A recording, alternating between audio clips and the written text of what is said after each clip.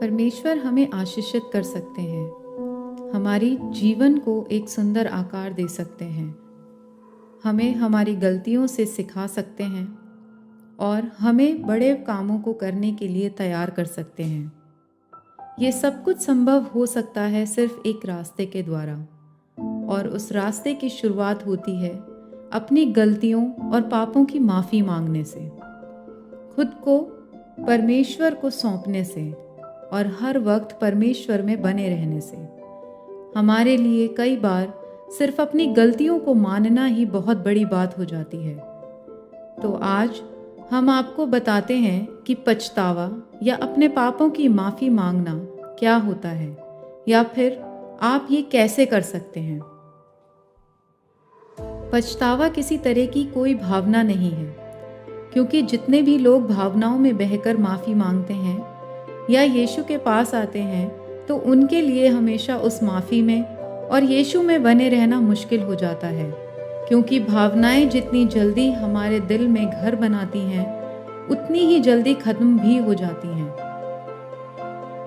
Bible हमें 2 तरीके बताती है कि पछतावा या माफ़ी मांगना क्या है। पहला, हमें अपनी सोच को बदलना है। हमें अपनी सोच को और अपने रहने के तरीकों को बदलना होगा। अभी तक आप खुद को खुश करने के लिए जी रहे थे, लेकिन अब से आगे आप परमेश्वर को खुश करने के लिए जीने का इरादा करें। और जैसे कि बताया कि ये एक ज़रूरी फैसला है, ना कि सिर्फ एक भावना, तो आप बिना किसी भावना के भी माफ़ी मांग सकते हैं, लेकिन यदि आपकी इच्छा में ना हो तो आप माफ़ी नहीं मांग सकते। दूसरा तरीका यह है कि आप अपने आप को एकदम से खुदा की तरफ मोड़ दें, मन फिराएं और विश्वास करें। जब आपके लिए माफ़ी मांगना मुश्किल हो रहा हो, तो एकदम से खुदा की तरफ मुड़ जाएं और उनको बोलें कि हे परमेश्वर, मैं क्या करूं? मेरी मदद करें कि मैं इस पछतावे से बाहर आ सकूं। और परमेश्वर के साथ मिलकर आप ये बहुत आसानी से कर पाएंगे और विश्वास में बढ़ पाएंगे, क्योंकि विश्वास माफ़ी मांगने के बाद ही आता है।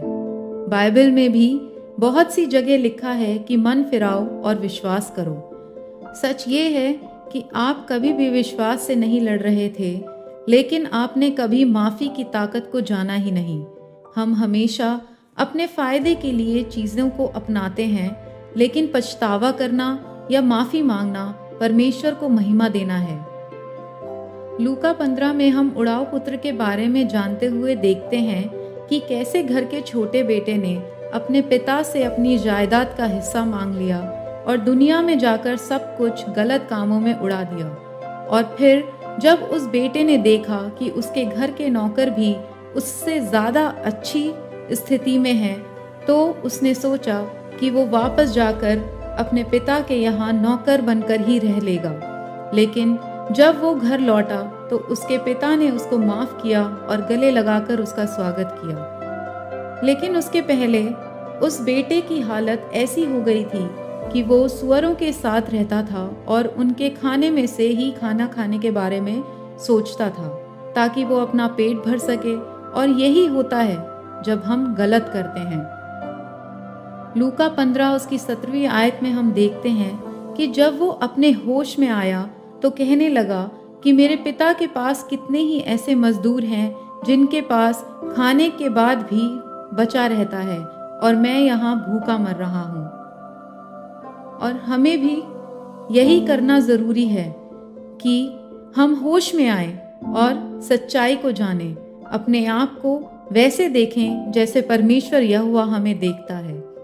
लूका 15 और उसकी 18 से आगे जब हम देखते हैं कि कैसे उस बेटे ने पक्का इरादा किया और फैसला लिया कि मैं यहाँ से उठकर अपने पिता के पास जाऊँगा और उनसे कहूँगा कि पिताजी, मैंने स्वर्ग के परमेश्वर और आपके प्रति पाप किया है।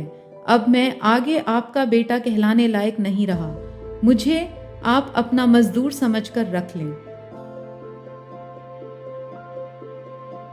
तो आपने देखा कि कैसे वो अपने होश में आया, खड़ा हुआ और एक फैसला किया, और माफ़ी मांगने के लिए वो घर की ओर लौट गया।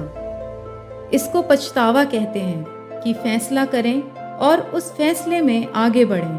वापस अपने पिता परमेश्वर के पास आएं, जिनको आपने नाराज कर दिया था और जो आपसे बहुत प्यार करते हैं, और अपना दिल खोलकर परमेश्वर से बातें करें और बोलें कि परमेश्वर, मैंने अपना जीवन बर्बाद कर दिया है, अब मैं इसको अकेले नहीं चला सकता और मुझे आपकी ज़रूरत है, क्या आप मुझे माफ़ करेंगे?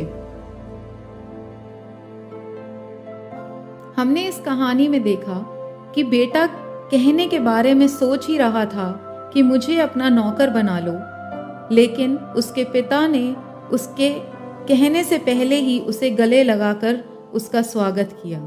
ऐसे ही हमारा परमेश्वर यहोवा है कि जब हम उनके पास जाते हैं तो वो हमारे लिए इंतज़ार कर रहे होते हैं, और जैसे वो पिता भाग कर जाता है और अपने बेटे को गले लगा लेता है, वैसे ही हमारा परमेश्वर पिता भी हमें गले लगा लेता है।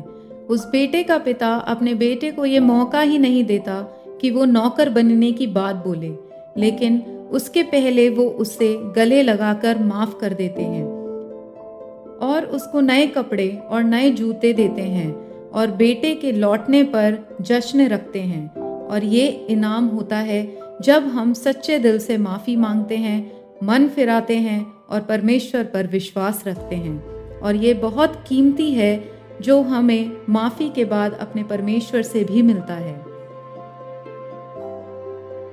कुछ समय के लिए अपने बारे में सोचें और अपने परमेश्वर को अपने आप को दें और बोलें कि जो कुछ मेरे परमेश्वर ने मुझे दिया था वो मैंने बेकार कर दिया है, लेकिन अब मैं फैसला करता हूँ कि वापस परमेश्वर के पास लौटूंगा और माफ़ी मांगूंगा। इस बारे में सोचें और मन फिराकर परमेश्वर पर विश्वास लाएं। आइए हम प्रार्थना करें। परमेश्वर, हम आपके पास आते हैं और इस वीडियो को देखने और सुनने वालों के लिए प्रार्थना करते हैं कि यदि आज इनके मन में कोई भी ऐसी बात है जो इन्हें मन फिराने, माफ़ी मांगने या विश्वास में बढ़ने से रोक रही है, तो उस सारी बातों को यीशु के नाम से हम खत्म करते हैं और प्रार्थना करते हैं कि आप इन्हें पवित्र आत्मा का सामर्थ्य दें ताकि ये अपने गुनाहों से माफ़ी मांगें और विश्वास में बढ़ सकें। यीशु मसीह के नाम से आमीन।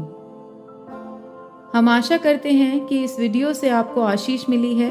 अगर आपके पास कोई भी प्रार्थना के विषय हैं तो नीचे कमेंट बॉक्स में लिख सकते हैं।